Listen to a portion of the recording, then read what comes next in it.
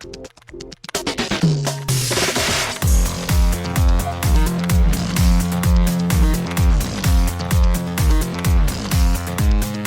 and welcome to Too Fast, Too Forever. There's all kinds of family, we chose this one. This is episode 126, Fast and Furious 6, Lap 7. I'm Joey Lewandowski. I'm Joe too, and this episode is brought to you by Burberry, Fall Winter 20, The Memories Runway Collection. Tishi's collection was inspired by the memories he's accumulated from his travels between London and India, as well as everyone he has met along the way. He said, "The memory of this special and formative time in my life is what has influenced this collection, from the places he's visited and the people that surrounded him to the music that inspired him." Shout out Burberry Fall Winter 20 Runway Collection. Shout out Burberry and shout out to Nico and Kevo, who will be joining us after the break to talk about Fast and Furious 6. But Joe, extracurricular activities. Since the last time we recorded, Joe, what have you been up to extracurricular activities? We watched the final chapter of Resident Evil. We're going to have an email about that in a little bit, but go ahead. And it was pretty cool. They had a "You're Fired" line a la RoboCop, which is something we might see again soon. Just watching trash TV, watching Thursday Night Football, getting ready for tomorrow, because I'm excited that it'll be like the first, Sunday we'll get Red Zone and stuff like that. So nothing super crazy, but that's what I've been up to. Did you watch Thursday night's game? Kind of. I edited part of the podcast during it. I don't really care. I know it's a good game. I know it's two good teams, but I don't know that I care about football anymore. I care about the Vikings, but I don't know if I care about the NFL. I don't know. I feel like my whole, and not because of COVID or anything this year. I just feel like the last few years I've transitioned from being a football fan to just being a Vikings fan, and I kind of don't care about other games.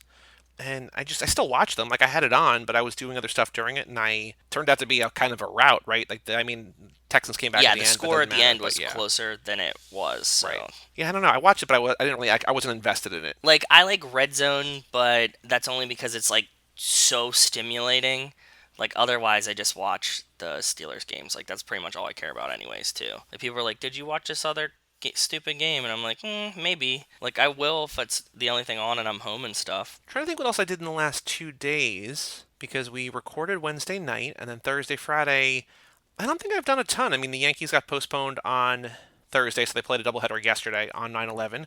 They won both games, and won both games big. Fantasy baseball is very stressful, and yesterday was not a great day. We will talk about it, I guess, next intro, because I'll know for sure definitively one way or the other. It's only been 2 days, and that's, I guess, the new wrinkle of this. But, Joe, we have a Patreon page here on the show, Too Fast, TooForever.com. Shout out to Cassie Wilson, Jake Freer, Ben Milliman, Nick Burris, Alex Ellenin, Justin Kleinman, Brian Rodriguez of High School Slumber Party, Haley Gerbies, Wes Hampton, Christian Larson, Jerry Robinson, and Dan the Duke Hayden for supporting us at $5 level or above. Thank you all so very much. Thank you. I've been posting, the intro or the movie conversation with Fast and Furious 6 is up now, which people will know. By the time this comes out, this whole episode is out, but you get it early. Just as a reminder to everybody, if you want to get stuff a little bit earlier, not that I don't think anybody is so far ahead on our stuff that they're eager for more stuff. I don't know, maybe. Yeah, maybe. You get perks. It's there, and you get the access to the Fast and Furious Minute document, which we are not doing this episode, as well as the quiz and all sorts of fun stuff at TooFast2Forever.com. We also have an email address, family@cageclub.me. And Joe, we have one email, the aforementioned email about Resident Evil from Dan Hayden. Subject line RE and D&Bs. D&Bs. Dave and Buster's, I'm assuming. Okay. Hey guys, I hope you're both well. I really enjoyed hearing you talk about Resident Evil. It's one of my favorite game franchises. He says, I think I've played and finished all of them. And even though the movies aren't the best quality cinema, I love them and have been rewatching them when they're on TV. When Joe gets through watching the whole thing, I like to know how he ranks them. So, question to you now. Can you rank the 6 chapters? So I wasn't prepared for this. Should I do an official one and come back next time, or should I do one now? Just ballpark it. Off the top, off the cuff. First one's pretty good. I think the second one is probably my least favorite. 3 is the one that's Mad Max, so that one's kind of fun. I like that one. That one's pretty high up there. 4, I don't remember. Maybe that's the one that's the ship one, I guess. And then 4 is the ship one because 5 starts on the ship, and then we get Letty back. So 4 was good, but it kind of felt like a like Walking Dead episode, like in the beginning when they're like on a roof and they're just like trying to go get stuff. 5 I liked because Letty was back. That was fun, and you get all the clones. And 6 I really really liked actually, like the whole like coming together. Did you see 6? Did you see the final I've chapter? only seen. I haven't seen 4 or 6, I guess. So no. And I've only seen Okay, two so once, and I've only seen 3 twice, I guess. I mean, I don't really like. I don't have a particular fondness for the franchise, and I have none for the game. So if I ever, I don't know that I would ever watch 2 through 6. One, you know what I mean? Like I just kind of like the yeah, first one. yeah, no, 6 is good though. 6 kind of like ties the whole story back together, and it does another one of those. And they're breezy, dude. We talked about this. Like 6 is like an hour 40, but it has like a 10-minute like this is what happened in the past 5 of them. So if you had to pick your one favorite and your one least favorite, I think 1 just because of where it like is, like the 1's always like the cool one. Least favorite I think might be 2. Really like 3 and I really like 6. And like 5 was good cuz Letty was in it. And 4 was like very immemorable to me. okay, So, yeah. fair That was enough. my thoughts. That's good. I hope that works for you, Dan. He says, I never thought about the name Resident Evil as it relates to the mansion in the first game. Game titles in Japan are Biohazard. When the team went about releasing the game in the US, they determined securing the rights to the name would be difficult because of the band Biohazard and another game also called Biohazard. I don't remember for the life of me why Resident Evil was picked, but I think it's a way cooler name. It is a cool name. It's definitely a cool name. These original games that the movies are based on are still some of my favorites, and they even did some of those speed runs of Nemesis back in the day. They're great games in all their awful dialogue and tank control glory. I'll never get Barry in the first game out of my head saying, You were almost a Jill sandwich. If you guys ever want to take a dive of the more recent games, I highly recommend the remaster of the original and the remakes of RE2 and Nemesis. Or if you're looking to play a bit more of a horror experience, check out 7. If you have the equipment to do so, play it in VR, which I have that. I think I bought Biohazard on PS4 because I have the PSVR, so maybe I'll do that. Is he talking about Biohazard or Resident Evil, I think? Resident Evil 7 is called Biohazard. Oh, okay.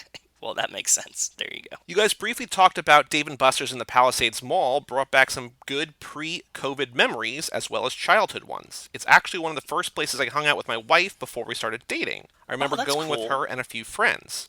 She very casually bought me a beer, and I thought to myself, wow, that's cool. This girl got me a drink. Maybe she likes me. I should take her on a date. We also had our first picture taken together in one of those old photo booths. Oh, that's so cool. I like it. Anyway, back to daddy daycare. The baby isn't going to feed herself. She's having sweet potato, and I'm having a tuna sandwich with crust. Keep the great content coming, and I'll be listening, Dan. Thank you, Dan. Thank you, Dan. I'm a big fan of sweet potatoes as well. Tuna sandwiches, not so much, but maybe I've never had Mia's. Well, I mean, I think they're not good, right? They joke about it. Like, they joke that Mia's tunas are terrible. They're terrible sandwiches. He's just going there for her, right? So, Yeah. I don't know. But he could have ordered a different sandwich, right? Yeah, I don't get that part. I guess it's just the memorable, like, here's the guy always getting a tuna sandwich because it feels like a weird long con. I want to know all about that. Same, I do too.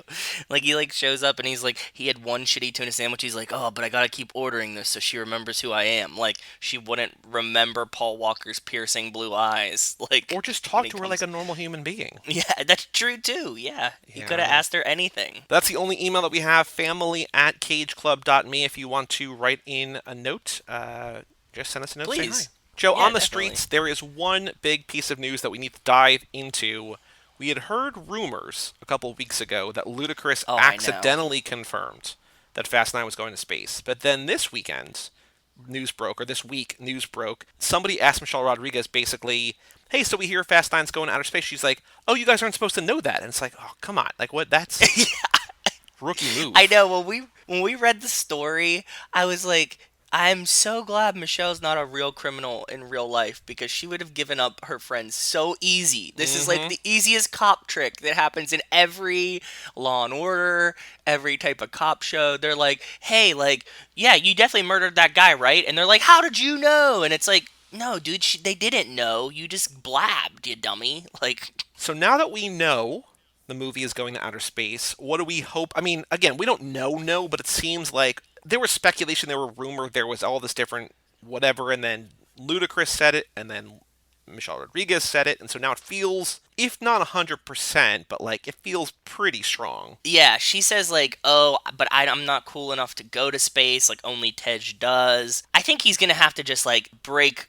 the atmosphere. I think that's going to be the thing. Like, it's going to be like a plane that needs to like fly above the atmosphere to not get caught by God's eye or something. We talk about later this episode about Han and about how they kind of, Nico and Kevo kind of know some stuff about how Han might return or whatever. But we talk Yeah. about, and you'll hear, about what the trailer for F9 is not showing. And one of those things, I guess, could be space.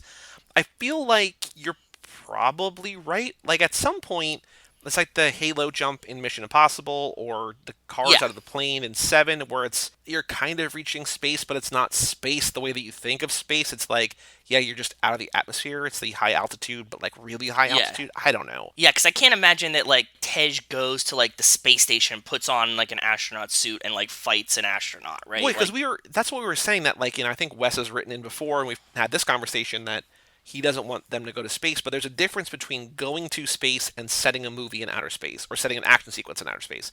They can go to space for a reason. One character like Tej, I mean, I think we were saying in the past Dom, but if Tej goes to outer space, whatever, like, he's the one good with circuits.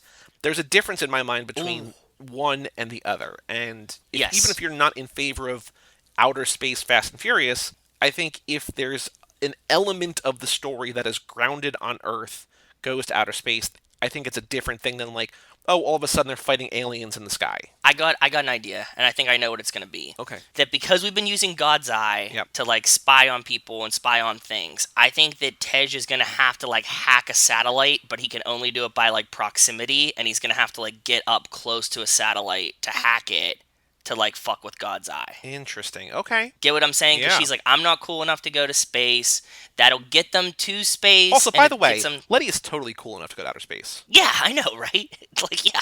What is she saying that like her character's not cool enough to go to space? Maybe like, maybe that's her way of like backpedaling, like, oh no, it's just him. Not, you know what I mean? Like, maybe. I don't know. what if Fast 9 does come out and it's like John Cena starts and they get that slingshot thing we've seen from the trailer, and then just like slingshots Dom straight into space, and the rest of the movie's in space. So there's 4 minutes spent on Earth, and there's the 4 minutes that we saw in the trailer. Yeah, exactly. Yeah. Yeah, it's like Dom starts on the farm, and then like all of a sudden they're like, oh shit, there's aliens. Like, that's like the part that we didn't see in the trailer, and then they just go like they wrap that rappel hook and just shoot off the mountain into the atmosphere. He's like, I just need to go fast enough and I'll break through the atmosphere.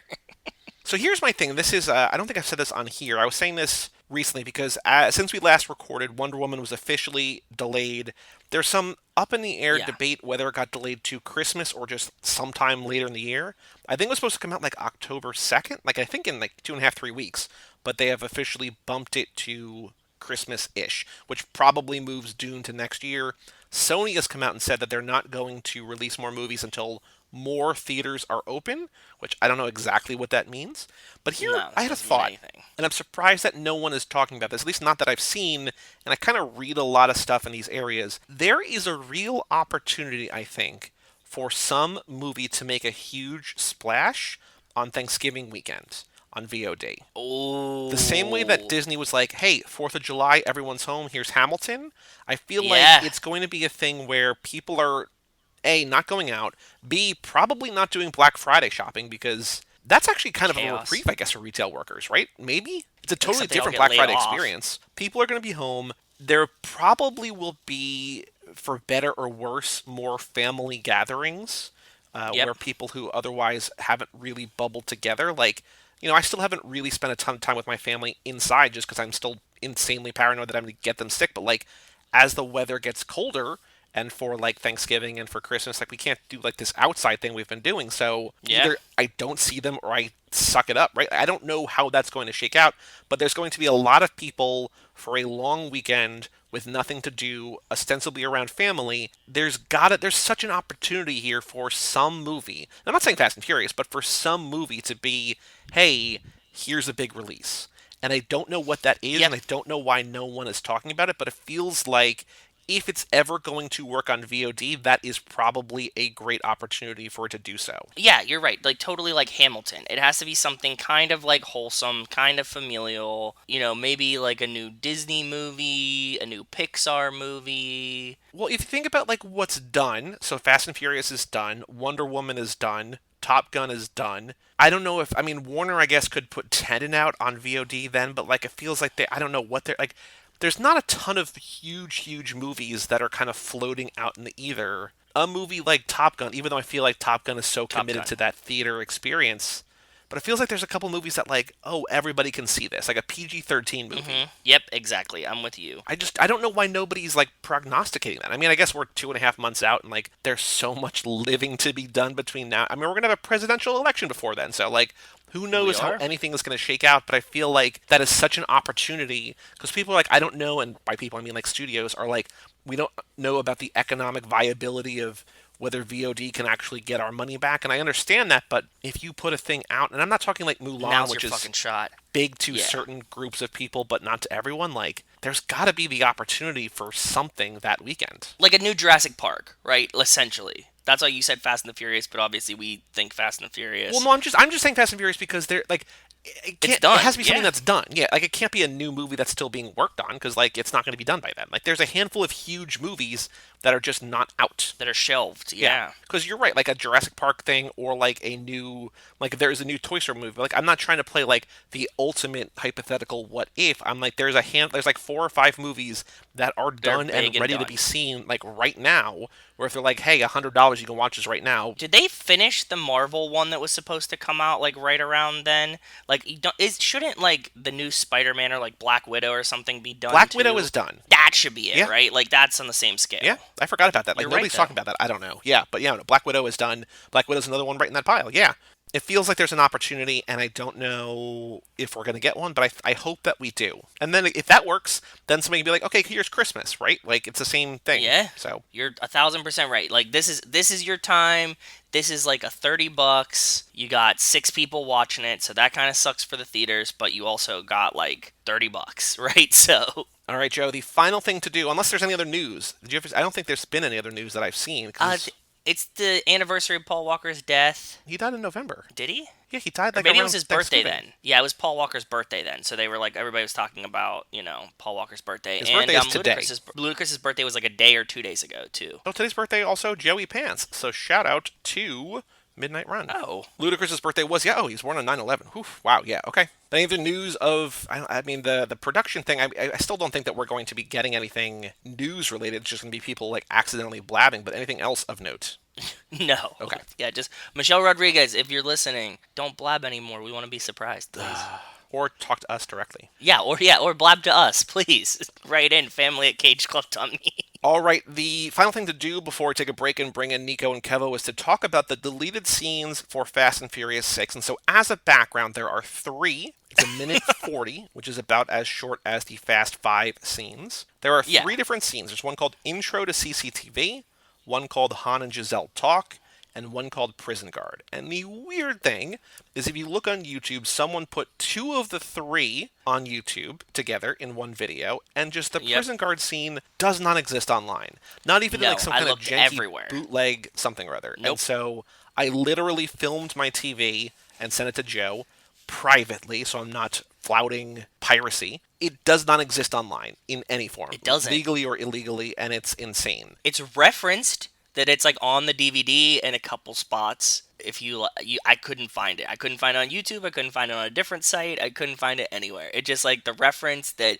this scene exists on the DVD if you have the DVD. And I get that, as in, they want to encourage people to buy it, but at the same time, the fact that they allow other people to like apparently upload things online, but nobody has uploaded this. I don't know, because you were even saying like, I bet, because we were talking about the scene just vaguely because you hadn't seen it yet. Like I bet it's in the extended scene. Like no, it has nothing to do with what the extended stuff is. Like it's completely separate. Like there's no reason at all for 2 of these to be up and 1 to not be up. Because I thought that it was like, oh, this was a scene, and then the extended edition came out, and somehow it got like it's in the extended edition now, so everybody was like, we don't care about this anymore. No, it just doesn't exist. Just this one. Because I looked up for comparison the theatrical versus extended cuts of Fast and Furious 6. There's a 53-second difference. There's a site called Movie Censorship, which I've talked about before, that talks about the differences, the added scenes, the removed scenes, the altered scenes, the extended scenes. Half of that 53 seconds is in 2 different scenes. There's the scene where he's a man. Like the guy that they're going to talk to, Giselle and Riley, says a couple things about them, like maybe being hookers or something. Oh yeah, he says like usually girls around here don't come unless I call the escort Right. service. There's that, Yeah. and then there's part of the fight between Letty and Riley in the underground extended in the thing too. So like that's 25, I think, of the 53 seconds, and then there's like a second or two or three difference in like 20 other places. The difference between theatrical and extended for this one in particular, and I think also for 5, is like less than a minute. 7, I think, has some sizable differences, and I don't remember offhand. 8 has like 20 minutes. Hobbs and Shaw has Wow. no extended version, but there's like a 35 minutes of deleted scenes, so this is pretty close. It seems like, at least compared to earlier ones in the lap, what they finished and what they at least, released, most of it just made it to the actual version we saw, either one, either the one in theaters or the one on Blu-ray. So the first scene, the intro to CCTV, this would be, I guess, immediately before the handshake scene, and this is just between Riley and Hobbs talking in the hallway about why Letty kind of maybe does or doesn't fit in the Shaw's crew. Hobbs is like, well, everything to Shaw is interchangeable, which we see when like the one guy dies, and Letty's like, he died, and he's like, I don't care. Yeah. And he's like, except Letty, and Hobbs realizes that like she's the key, right? Like she's the link to the family, and that's why she's so important to him. And I think this scene is kind of unremarkable in general. I'm glad that we watched it this lap because it feels like for the talk about Letty, it makes sense. But I think we always knew, like, we didn't know, but we could have assumed, we could have inferred, we did infer, she's in the crew because he knows that she's tied to Dom. And, like, especially if Braga was working for Shaw, and then Shaw gets word that, like, the Toretto crew took down Braga, like, there's now the opportunity to, like, bring Letty into the fold. Like, there's that element of it where we're just like, oh yeah, that kind of makes sense. Like, I don't know that it Yeah. pays off. I don't know that it ultimately matters, but it's like, yeah, I guess that makes sense. But still, just like, we just get the explanation, the confirmation. I mean, again, it's a minute 40 for the 3 scenes in total. Like, I don't know that you need to cut these out, but I get why this, because it doesn't really necessarily add a ton. Like we know that Shaw has Letty because she's important to the family. Yeah. Like that's it. That's We it. know that. Full stop. Like, this is just like overtly saying that, and you're like, okay, cool. Which I'm sure, like, I do agree with you, and I'm not calling you out because I basically said the same thing. But like, I'm sure there's a lot of scenes in these movies where like, oh yeah, you can remove that because like that just says the thing, right? Like, it's all the different things that we've talked about with Nico and Kevo. Like, you don't need to keep saying the same line over and over again. Like, stuff they leave in is probably as removable as this. Yeah. This got taken out. I do want to point out that we got in this scene a Garen Damn T from The Rock, which I thought was pretty on brand for him. That was good. Yeah. I like that too. Yeah, I noticed that, and I was like, well, thank you. That's perfect. Now, this next scene is the shortest of the 3, but my absolute favorite, and like, no joke, almost made me cry a little bit because I was like, we got more Han and Giselle, and I was like, oh. It's such like a tender moment, right? It is, and it's also a little weird, and I'll talk about that after we talk about what it's about. But they're working on their motorcycles. This is sometime before the bridge takedown scene. Okay. Giselle says, so what did you mean by settling down? And Han says, well, I thought that's what people said to each other when they wanted to be together. And she kind of looks at him, and kind of looks down, and kind of looks back, and the scene cuts. It's tender, it's short, it's sweet, it's emotional, but it kind of makes Han seem like extra innocent and sweet, and knowing what's about to happen to him, you know what I mean? It's like, oh, like he's so childish and sweet and angelic and baby-like. I don't know. It felt like he was What? so innocent and pure, and I wonder if maybe that's why they cut it. I read it as he's playing coy and asking her to be his girlfriend without overtly saying it. I agree with that, yes, 100%. But I think it's He's too sly for innocence, in my opinion. so we've talked a lot about how in Tokyo Drift, Sean and Han talk about women, and he establishes himself in Tokyo as like, I can get whoever I want, whatever I want, whenever I want, right? But I do wonder if maybe, I'm not saying like Han is a virgin. Maybe he hasn't had any loves of his life, and he's like genuinely inexperienced and shy, and like really wants Yes, this to that's work. fair. Yeah, he's had like no serious relationships because he's like that's what I thought people say like from the movies, right? The reason I said that it makes him seem so innocent and sweet, like, I wonder if he says that because he means that, or if he's just saying that, like, it feels Genuine. genuine, but it feels like almost out of character from the way that they, as like the cool, calm, collected, kind of aloof, not standoffish, but like just not really revealing his emotions. Like, he's always just the centerpiece of cool. And I just wonder why they cut this, because it's so sweet. And maybe it's too sweet. Yeah, it just didn't fit the like Han's like super cool. Han's so cool that Giselle would know that she's just his girlfriend. Like he would never need to say it. But I love this. This is a great scene. I Yeah. agree. And then the third and final one is Prison Guard. This is the one that I had to bootleg for you. This Yes. is after the fight with Braga, and as Brian is heading back to the UK, there's a guard named Smith who finds a mismatch. He finds out that Brian's in prison. He goes and runs to a cell, but Brian's already gone. Yeah, which is completely useless. I see why they cut this. Did you notice the little Easter egg in the scene? There's a NOS drink can behind the screen. Yep. Yeah, I did notice that. Yep. I paused and I took note of all of Brian's prisoner record, inmate record, or like wanted thing. So we have his date of birth, hair, Does it match the other stuff? I think so, like 7/14/78, which we have, 6'2", 195, eyes blue, of course, hair blonde, yep. Yeah. Agent in charge is Luke Hobbs, L. Hobbs, this says. Last known location is Rio de Janeiro. They misspelled Janeiro. They left out the I, so pretty cool. It says, awesome. note, suspect armed and dangerous, approach with extreme caution.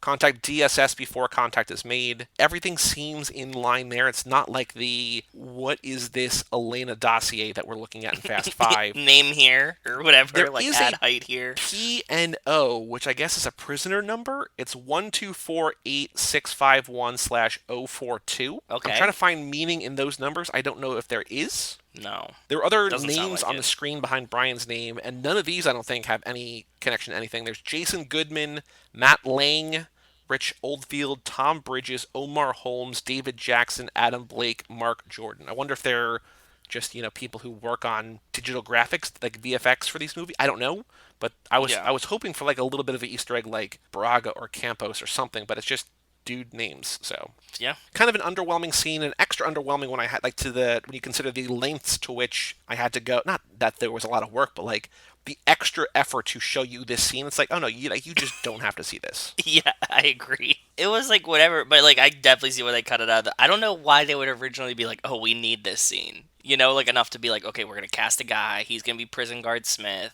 Let's set it up. Let's put a Monster or Nas energy drink behind there. I guess it feels like they want you to know that the cops are not entirely idiotic, but like I think you're supposed to you would realize also it doesn't matter that they're gonna catch on. Like it doesn't matter whatsoever. Yeah. I don't know. Yeah. But yeah, 3 scenes. Intro to CCTV, good, not needed. Hannah Giselle talk, love it. Awesome. Yeah. Prison Guard, not even good, don't need it. Just No. all right. Completely useless. Cool. Yeah.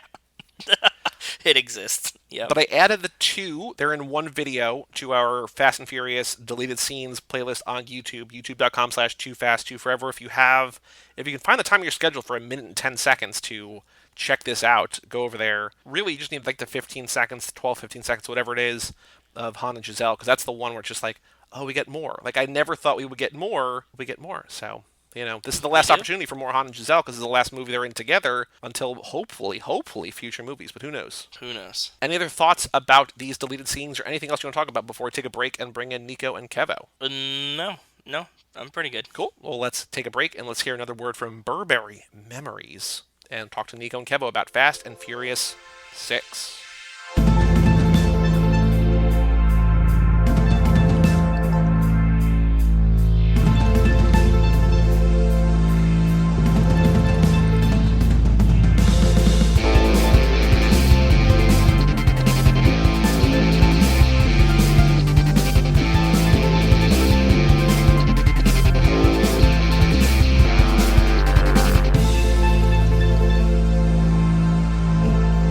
Welcome back to Too Fast, Too Forever. This is episode number 126, also the Fast and the Furious 6. This episode is brought to you by Burberry's Fall Winter 20 runway titled Memories. Take a look at Burberry's ode to British heritage and its Memories Fall Winter 20 collection in the gallery, or keep an eye out for its release at Burberry stores worldwide now. Thank you, Burberry, and welcome back to the show. Welcome back to Fast and Furious 6 with us again. We are halfway through the lap, kind of, sort of, a little bit, although not really. We used to do 9 episodes a lap. It was 8 episodes, 8 movies, plus the tune-up relap recap. This lap, as it stands right now, is going to have 48 episodes. We are 1/3 of the way through, as opposed to being like 3/4 of the way through the lap, because we've moved things around. We have added things. We've added more things. We've added pit stops. We went twice a week. It feels like we're nearing the end with Fast and Furious 6, but we are so much closer to the beginning than the end that I don't know how that happened. With us today to continue this journey, the co-hosts of HTML Husbands Talking More or Less, Kevo, Risse, and Nico Vasilo. Hello, guys. Hey, what's up? That's me. It's Nico. Hello. Nico, wreck your ding-dong, Vasilo. That's me. Welcome back to the show, Fast and Furious 6. I want to know all your thoughts about it, but before we get into it, we have some either-or questions. Let's see what's on the docket for today. Okay, I think we just have one. We have one today. So the four of us are pulling a job. We have an idea to take down, like in the last movie, we're going to steal a whole bunch of money from a safe in Rio or a police station in Rio. In this one, we're going to hit a convoy. Whatever we're doing it to the best of our abilities. I love pull jobs. Are you in the field with us as a racer? Are you out there doing the thing? Or are you a designer with us back in HQ? Are you the man in the chair? Just like how Peter Parker has Ned, are you with us? Are you the proverbial man in the chair? Racer or designer? Kevo, go first. Are you a racer or are you a designer? Chair. Okay. Yeah. No question. I mean, there's no more direct answer to like Kevo, BTS, Risse than designer, right? So Yes. Yeah. you've established yourself basically on the network as like our research guy, like our best research guy, and so I think it makes sense for you to be in the chair. Nico, I almost don't have to ask, but I also don't know. Vroom vroom. Yeah. Vroom vroom. He wouldn't be one of the lead drivers. That's for sure. Well, here's the thing. I love throwing myself into danger head first, and then like anxiety takes over once I'm like halfway into the stupid idea. I'm always like, yeah, let's bungee jump. Yeah, let's explode out of a moving car. Yeah, let's set ourselves on fire and then cover ourselves in dry ice and see what happens. Like, I'm always really about it, and then I do it, and then I a little bit regret it, but then I have to kind of see it through, right? Like, we recently went to Six Flags. Wait, recently as in like in these times or before these times? As recently as is humanly possible that we could have done something in public. So, like, Okay. October, November? Yeah, it was Okay. October because it was toward the end A year of- ago. Got yeah. Time is a reminisce, and it just I've started circles saying on this around. podcast time units because I don't know if things are months or weeks ago. I just say time units, and like it is what it is. Time is a lemon biscuit. Anyway. So yes, Yeah. 3 lemon biscuits ago. It's the Jeremy Baramy of it all. It really is. We went to the Six Flags here in Jersey, Great Adventure. I'm a big coaster guy. I knew I didn't feel well, like when I got to the park. Oh. Like I knew I hadn't felt well all morning. And I'm so excited. I just don't care. No matter what, I am going on Superman because I've never gone on it. It's going to be my first flying coaster. And I'm really excited. Like I'm like a weirdo who likes to watch coaster videos. Like I watch theme park videos and coaster videos. As we're getting lifted into position, I am immediately like, I have already made a bad decision. I've made a huge mistake. We haven't even started moving yet, but once they moved my legs to parallel to my head, I was like, oh no, I've miscounted this. Then it starts, and it doesn't start in any significant way that's awful, but I was immediately aware I was going to vomit in the next couple of minutes. And I managed to make it to the car about halfway home, and then was not even halfway home. We weren't even on the turnpike yet. And I was just like, fuck! And I just pulled off, and I shared my DNA with a lovely street in Jackson, New Jersey, held my head in the back seat going, ugh, on the ride home. And point of the story is, yes, I would be one of the drivers. It's just, at what point would I soil myself, and would I be able to complete the task at hand? I'm very brave. I just have terrible vertigo. Okay. Makes sense. Important. I mean, it's important to know your limitations. Get you some Dramamine, and you can be right in the front. We'll be okay. Yeah. Part of the vertigo is related to an injury that's almost done healing, and I've been so excited because this was going to be my summer of coasters, and I was going to do every fucking coaster. I have this dream about going to a theme park called Holiday World. Like, that's not meant like, oh, it's a dream. Like, this isn't What Dreams May Come starring Robin Williams. Like, I literally mean there's a theme park called Holiday World, and their mascot is Holodog. I love Holodog. I love Holodog. And, like, if you get your 2-day pass, it comes with unlimited Pepsi refills. Coke It's products. Coke, right, thank you. Our friends that live out in the Indiana area, like, will testify. It's one of the most famous parks in the world for having some of the best coasters of all time. It actually might be Pepsi. I'm not sure. like I'm a super duper coaster junkie, and my dream was to spend this whole summer doing coasters because my injury finally healed, and like I'm not going to suffer the severe vertigo anymore. And thanks, COVID. Yeah. Well, I will tell you that you are tied atop the leaderboard with 0 coasters. You're not out coasted by anybody this summer. Glass half full, baby. No, there's definitely places I'm sure that there's. Oh like... yeah, I'm sure too. But let's pretend that they don't happen. Okay. Because I just imagine one sneeze at the top of a really big coaster, and it's just all over. Dousing an entire theme park in COVID. Oh. Super, super cool. Did you guys like this movie? Well, I need to address 2 things. Number 1, What? I very much liked this movie. Okay. And number 2, I have been making a lot of, you guys met Letty, meet Righty. And then Kevo's like, you're making your joke again. But did you catch her name? I turned to him and I was like, do you realize what Cara Dune's name is in this? You keep saying Letty meets Righty. Her name is Riley. Yeah. So it actually kind of is. Lefty took out Righty. Yeah, so their battle was fisticuffs. Oh, so you called her by her Mandalorian name. I was like, what name are you calling her? Yes, okay. Yeah, I forget what the actor's name is. Yeah, because Gina they're Carano. Cara Dune, I believe you, because they're definitely Cara Dune and Wonder Woman. Well, so here's the thing. So Joe keeps calling her fake Ronda Rousey, which I think I have maybe You've gotten rid of it. I haven't abolished it, but I've been working to abolish it because, like, as an actor, she is light years ahead of Ronda Rousey, which I don't want to spoil yeah. anything. And but like no mini spoiler, but Ronda Rousey's in the next one. She like well, she not the was, next like, one we're gonna see, but she's in 7. Yeah, she's in 7. And it was like a big thing. Like Yeah. Ronda Rousey's gonna be in the next one, and everybody knew this. So I just want to dial into this whole time dilation issue we're having. The guy who brought me to this beautiful network, a gentleman by the name of Chris Podcasts, and before he made the transition to Chris Podcasts, he was Chris Analog Tape. And so when we were growing up and he was still Chris Analog Tape, we might have dropped some salvia right before my wedding or whatever. And I drifted to a 20-year in the future where I was like about 42 years old, 1980s, that I was convinced was like a businessman future past, right? And we were all businessmen. So this is significant because that's how I keep feeling about, oh, the next movie is 3 movies ago followed by 7. So like the next movie that we're going to watch is the movie after the movie we were supposed to watch 4 movies ago It's in the the future. fake future past. Yeah, it's all very, I can't wait for Buck Rogers in 50 years ago.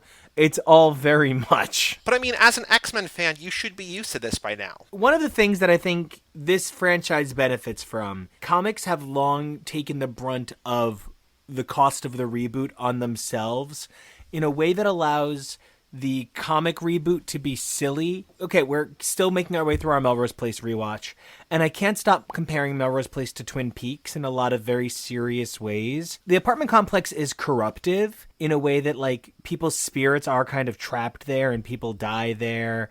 You know, it's not actual magic, but like you literally see normal people's lives completely ripped apart the minute they interact with the complex.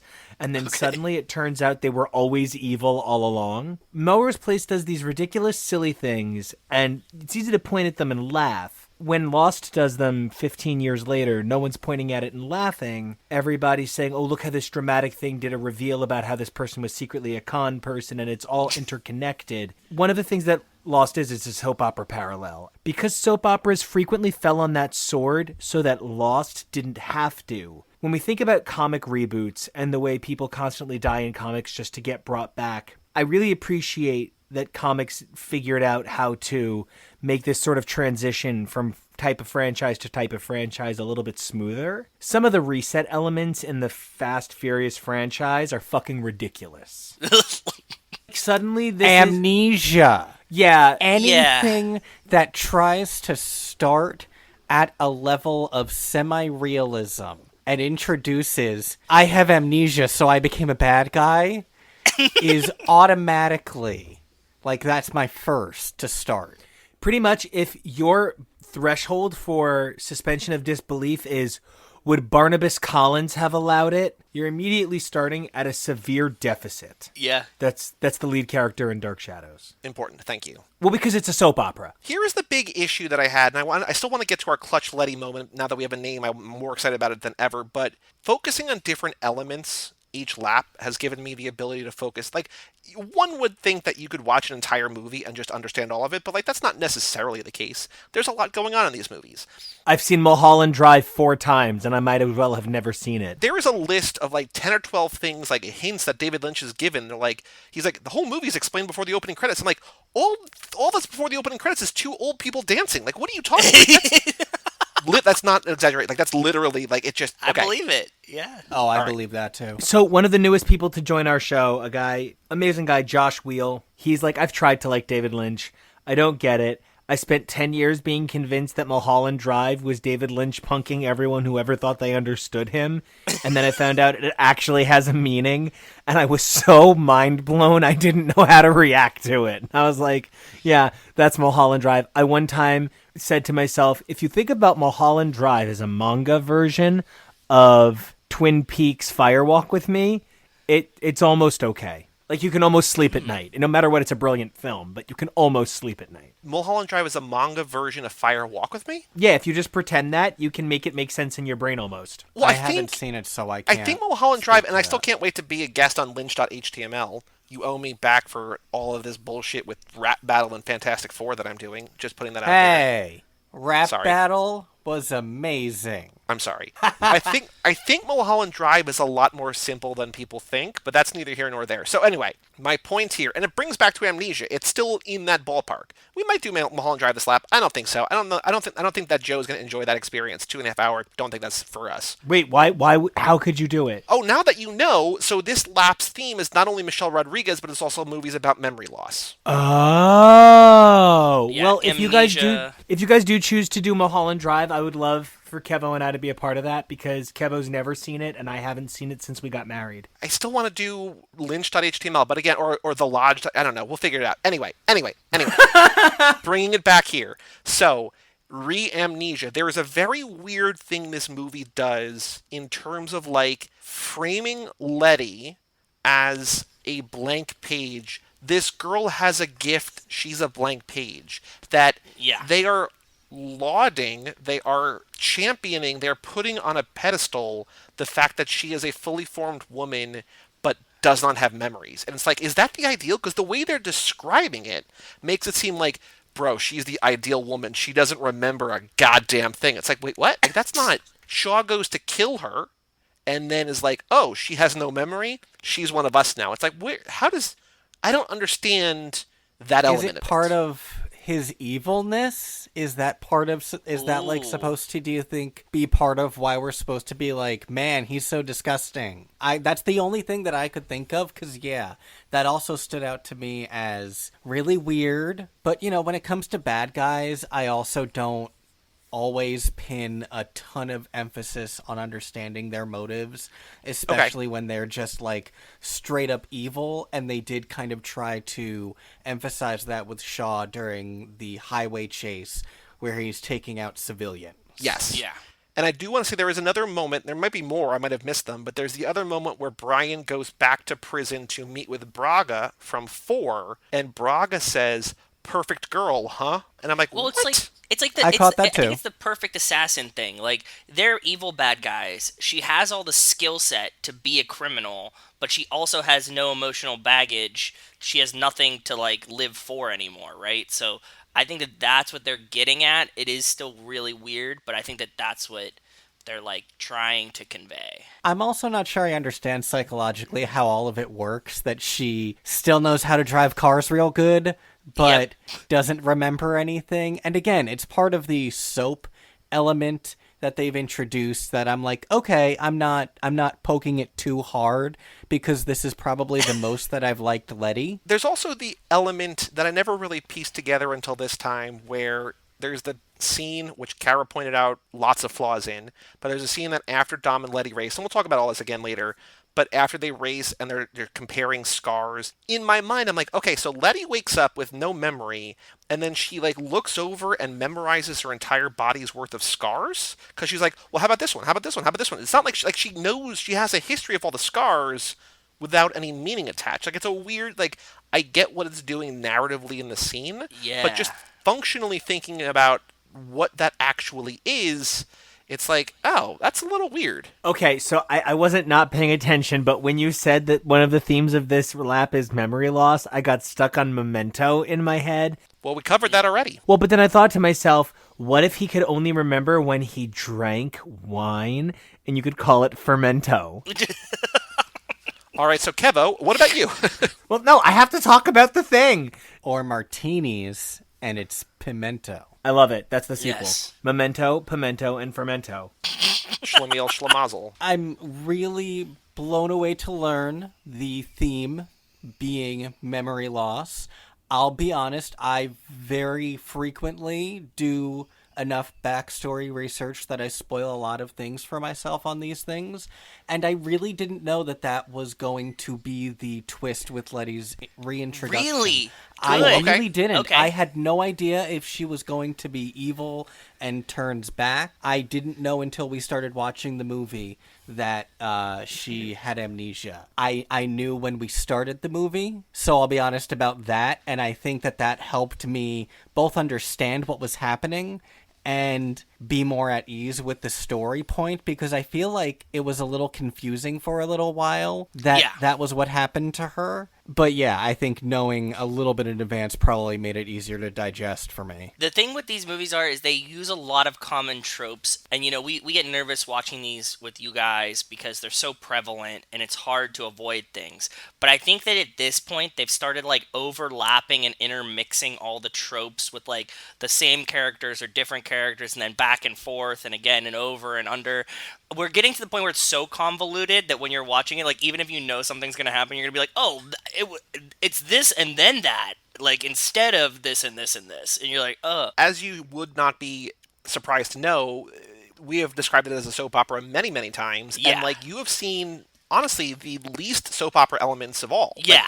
Like, the amnesia is, like, basically the kickoff to, like, every major, like, how is that person back? Or, like, oh, who's that person? Like, all of that is coming. Like, amnesia is the start of that. yeah, it's the in a big very way. basis, the very, very bottom of the barrel. Like, we haven't even gotten into, like, the wild tropes yet. I think one of the things, though, that is actually deeply problematic about it, by erasing the only woman whose agency within the group was from that side of the fight, right? So Gal Gadot's character, Giselle, has a bit more of an outsider perspective. Yeah. Even if you factor in that Mia's a part of the gang, she's still the one who makes the brownies. Yep. Yes. By removing Letty, the only woman who had, for lack of a better term, authentic street credibility from the equation, by erasing that from her, you are taking a character who is very clearly a woman who was able to function coded male, and you're transforming her into a more feminine object. She is now the romantic object of Dom, and it's all about how his love can break through to her. And, you know, not to feminist theory or anything, but it's that whole idea that virginity is this construct that changes you, and that once a man has had sex with you or at you or to you or whatever straight people do, it's like you're changed now, you're different, you're deflowered, whatever. Only his love can penetrate her darkness. And I think reintroducing Letty with all of that in juxtaposition to what happens to Giselle in this movie kind of does make it worse in that regard, so I'm glad you brought her up in that context. No, I'm glad that you brought that up, because this is the first time, because we'd been talking about her being coded male, and we're covering Michelle Rodriguez this lap, and this is the first time I noticed how feminine they tried to make her in this movie, especially, like, near the end, where she's, like, her hair is done really nice, and she's, like, fully made up, and she's, like looking good at the barbecue, right? And, like, And yeah, she's this already whole- back to sitting in Dom's lap. Kittenishly. Yes! Yeah. Which is, like, not very Letty things to do, right? Like, it seems strange, but yeah, it was the first time I was thinking about it, and that's crazy you guys brought it up before. Like, that's the only thing I was thinking about when I was watching it this time. Just to spin things around to the silly side for 2 seconds, she survived because the Shawty shift allowed her to shift survive that explosion. It was like a car shift. The way she's able to make moves no one can make. Her body slipped out of the way using the kinetic explosion. And that's why she flies at that real stupid somebody tossed a sex doll out of a truck angle. I mean, Every movie that we are watching is more and more underlining this they have superpowers ideal. Oh, yeah. Oh, And, yeah. Again, I will say what I said a little bit ago. You ain't seen nothing yet. The ways that Dom uses his body as a weapon and a projectile, and the way that they use that mountain man's body as a weapon, like, no, they're just superheroes, and that's okay. It just started. We're just turning the corner here, though. Well, and that was something that Kevo said that made me feel better in his course of research. As we're watching the movies, I'm like, okay, but for the record, this has nothing to do with the first movie. And Kevo was like, and now we have receipts. Yeah. In what way? How do you mean? While I was doing a bit of my research for this episode, I found some quotes from Universal Chairman Adam Fogelson, who spoke back in 2011 about how this was a specific, purposeful shift in the narrative from a street racing action franchise into more of a series of heist films with car chases in the vein of The Italian Job and The French Connection. He said that about this one or 5? 5, but Okay. it's part of the backstory, and Yeah. I just found it interesting. If you talk to people, when I saw, at South by Southwest, the year Furious 7 came out, I went to, a premiere just because they were just doing a premiere at South by, so I went there. And I remember talking to this kid online ahead of me. He was saying about how disappointed he was in the franchise because the first 3 he thought were good, but 4, 5, and 6 he didn't really connect with. And I was thinking, oh no, 5 and 6 are, the best by a mile. And I didn't have the nostalgia that he did, but he was, and I think there's a whole wide array of fans, we talked about this on here too, of the franchise who love the car elements. But I think there is a bigger untapped market in the action movie thing, especially in a world where Iron Man has happened and we are taking off on the MCU and they are building this thing and it's becoming a billion-dollar enterprise. So I think we've talked about on here with you guys before. I think that 4 kind of pivots in a way, but 5 and 6 really accelerate toward being action movies that feature cars as opposed to car movies that feature action. So we're right there with you, Kevo, 100% in full agreement. But Kevo, what did you think of this movie overall? I really enjoyed 80% of it. The issues that we brought up with Letty, I liked her more in this film than previous ones, which is very in character for me when it comes to caustic characters who get some amount of memory loss and it makes them a little bit less snarky. I'm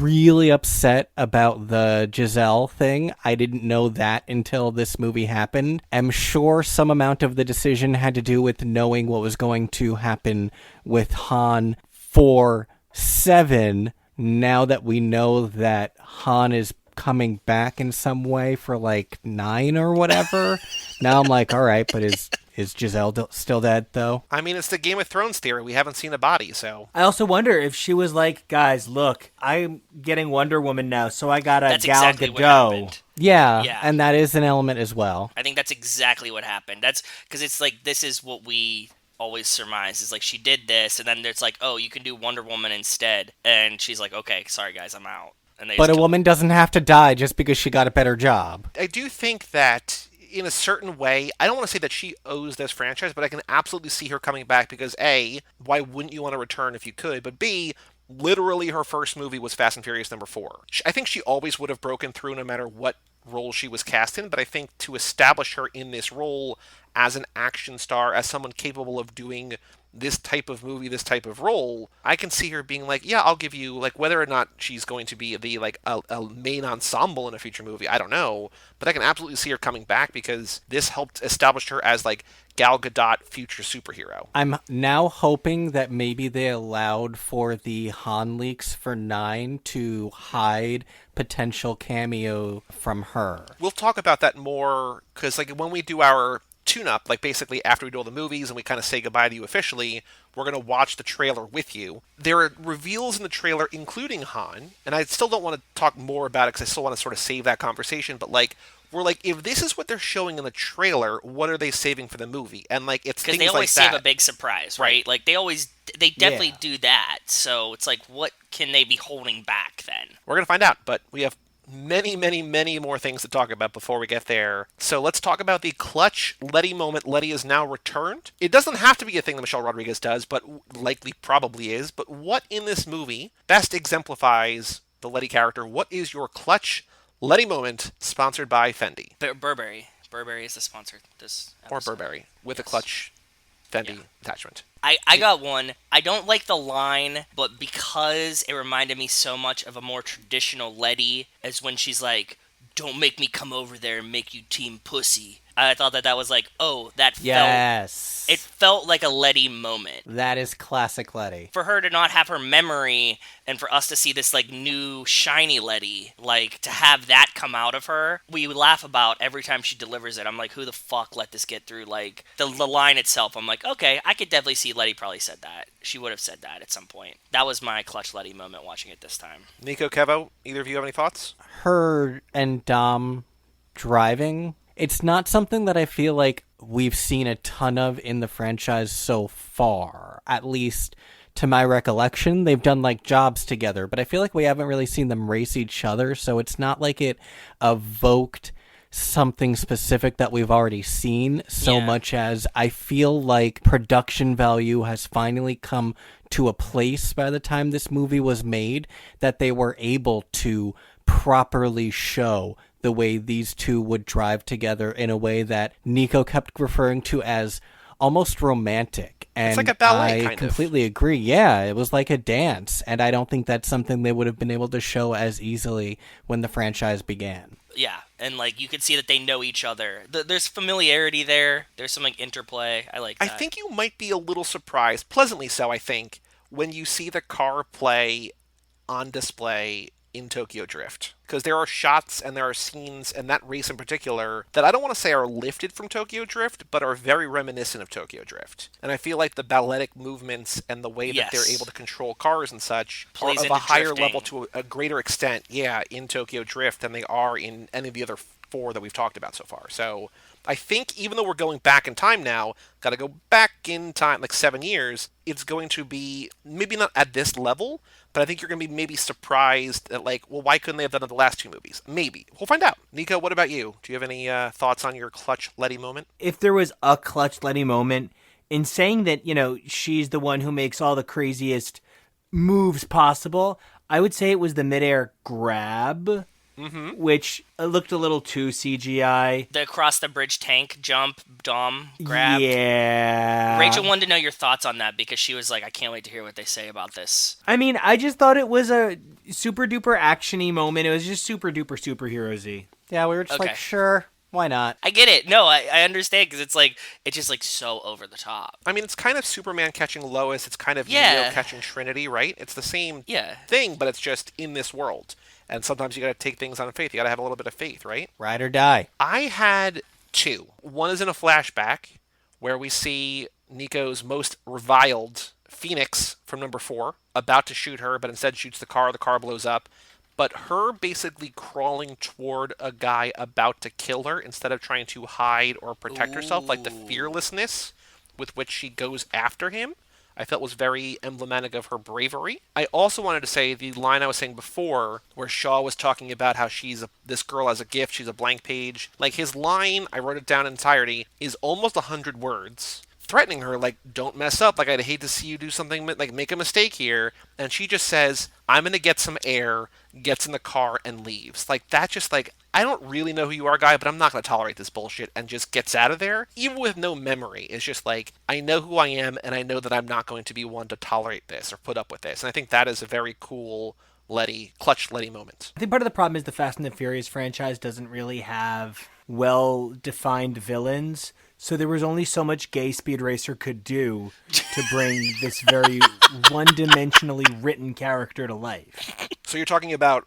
Luke Evans, a.k.a. Owen Shaw. Which left me very confused. I'm like, they keep saying Shaw, but that's not the Shaw with the muscles. So then I thought to myself, okay, well, at the end there's that explosion. Maybe he just gets disfigured and he gets facially reconstructed. Yeah, what's his name? Jason Statham. Yeah. Right? And then I was like, unless they're brothers, and Kevo goes, they're brothers. And I'm like, well, that makes a little bit more sense. But the realm of possibilities was there. You were still floating in the ether. You were just like, it could be any of these things. I like that. So I want to Beauty turn and the Beast, floor Gaston. over to the two of you. I want you guys to talk about anything you want to talk about. High moments, low moments, what you loved, what you hated, what you're interested in, what you have questions about. Anything you want. The floor is yours. Fast and Furious 6. Where do you want to start? I guess I mostly feel bad for Elena. Why? I just feel like that whole situation was so awkward. I think they thought they handled it well by having Elena be cool, ultimately with Dom being back with Letty, and the police are my family now, even though I abandoned them to be with you and moved to a country with no extradition to be a millionaire, and we've been living together for all these years, and I loved you, and I guess now everything's fine. I don't know. Well, I mean, that's a risk you run when your characterization is essentially job and who's putting it in, when that's all your characterization is. You know, she even still functionally did her job. She protected the baby. Maybe even if, like, that had been more focused on as rekindling her interest in going back to law enforcement or something, if there had been a little bit more of that in this movie, I wouldn't be as annoyed. But it honestly just reads to me as straight people don't understand what to do with a story where an old love interest is reintroduced because they can't fathom polyamory. Either he's going to stay with his new person and the old person is sad, or he'll go back to his old person and the new person is understanding or sad, and it's just tiring. From badge to vag and back again, the Elena story. I always like that Dom's like, hey, you don't have to go. And she's like, I'm good. What exactly is he suggesting? I can only And that's what hope. I'm trying to say. Well, but you have to remember Giselle was hitting on him too, and she was still around. So he's just trying to like collect like ex-love She interests. was contestant number 3. I had like a theory that Letty and Dom are kind of in like an open relationship in the sense that like Right. what she doesn't see doesn't hurt her, but like when she like, you know, when she comes up in the first one and she's like, I smell skanks, get out of here, or in Los Bandoleros. But I only as a polyist, I only want to interact and be like, no, it shouldn't be what she doesn't know doesn't hurt her. She should know. Everybody he gets it wet at is somebody that she is now exposing herself to. Fair. Right? When your man is dipping his dipstick in all sorts of oils, you got to check and make sure it's all staying 1040W premium grade or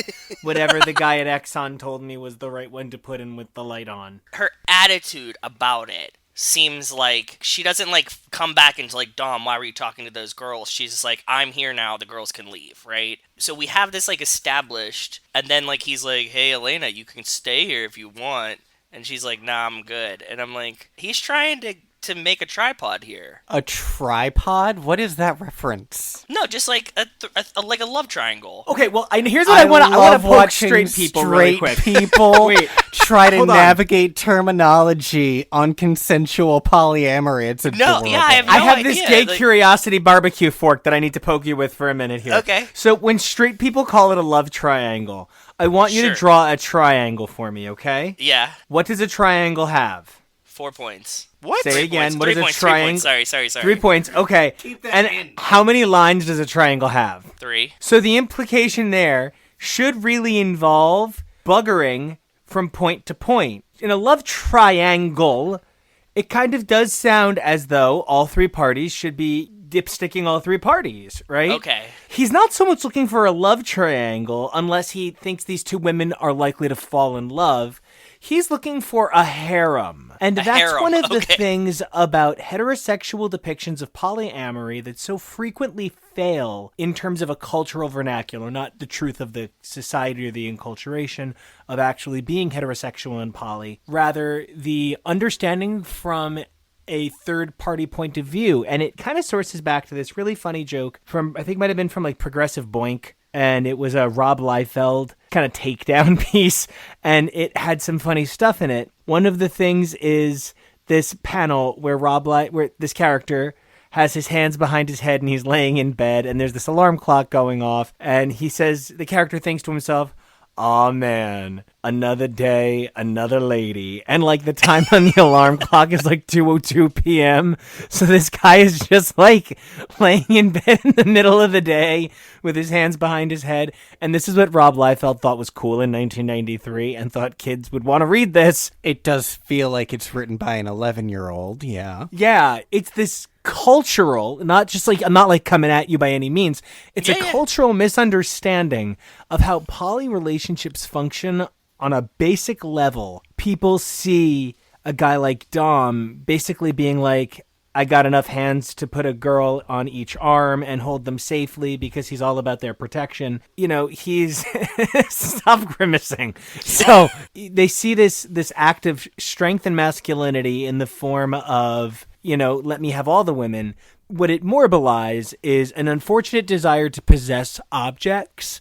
If he thought that it could be if he thought that she was part of the family, if this idea of family restructured, and you know, there's Brian and Mia, and they're a happy couple, and there's Giselle and Han, and they're a happy couple, Roman and Tej, and they're a happy couple. And then it could be the three of them, and they could be a happy couple, and it's this sort of branched out narrative family. That's one thing. But it does seem a little bit more like he just wants to never have to wait to have a woman by his side in his bucket seat. Although, side note, gayest shit I've ever seen ever is Vin Diesel holding Brian by the face and being like, "Ride or die, say you love my cock." And Brian being like, "Daddy, your balls." Like, that was the gayest shit I've ever seen. We Thank do have you. fun. I saw it as a triangle, but you're right. It's more so that he's like, you can stay here in the other bedroom, and if I want you to, I want you to. You're absolutely right. Exactly. You're Exactly. 100% right. Maybe like if Elena ended up with Hobbs and Elena and Dom and Letty were all bi and like partner swapped a lot, I'd be cool with that. But then we're getting into some like Midsummer Night's Dream partner swapping where everybody just ends up with someone because why not? Oh my God. But let me, I need to rewind life for a minute. Hobbs is the thing this franchise never knew it was missing. Yeah. Having someone who can be an authoritative... Okay, because here's the problem with Hobbs. I want to use a set of 5 characters that I know we all know really well. 5 superheroes that are permanently ingrained in the culture vernacular. And I think you all know where I'm going with The this. New Mutants. The Teenage Mutant Ninja Turtles. With the Teenage Mutant Ninja Turtles, you have 4 motherfuckers, and then you have April. I know them now because I'm listening to a podcast about this, so I know that Leonardo's the leader, right? Donatello does machines. Raphael is cool but rude. Give me a break. And Michelangelo is a party dude. That was you made me so proud. And then He would be the slut. he would. And then you have April O'Neil, and she's functionally what's kind of known as the pilot character. In most pilots, you're introduced to a character for whom the newness of the experience is a relatable point for you as the audience. She's the Jessica Day in New Girl, the titular New Girl. Yeah, exactly. Pilot character. She's April Day. She's a fine April. She's adorable. March 26th. Not too hot, not too cold. All you need is a light jacket. So, which I will fight anybody to the death. Miss Congeniality is like one of the most perfect films ever made. Anyway, Sandra Bullock has a place in this network's heart. Please go on. when it comes to this format, right? Because we've said that the moral compass on the Fast and the Furious sort of starts at like a -11 and then just goes down from there. They've got their code, but I mean, they're criminals and they're bad people, right? Because like that is not to say that anybody in the United States penal system is a criminal, but these people do crime. Be gay, do crime. Be car, do crime. Yeah, that whole time where they were going to Shaw's hideout and then back to Interpol, and I'm like, why do these people all have guns? They're criminals. Why did...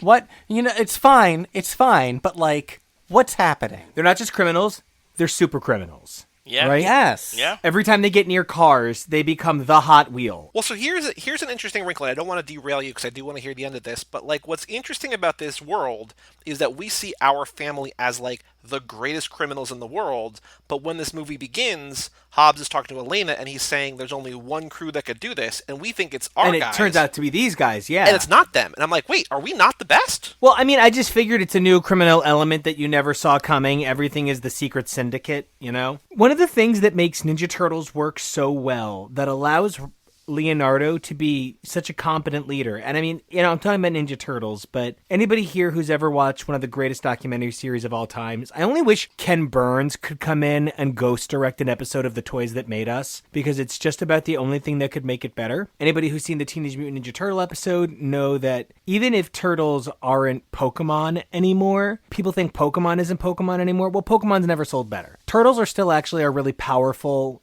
entity in the market, just like Power Rangers. And one of the things that has allowed them to become such a cultural lasting standpoint, so all 4 turtles and April are all good people. None of them wish bad on the world. They're willing to operate outside the law, i.e. they live in the sewers and they do karate.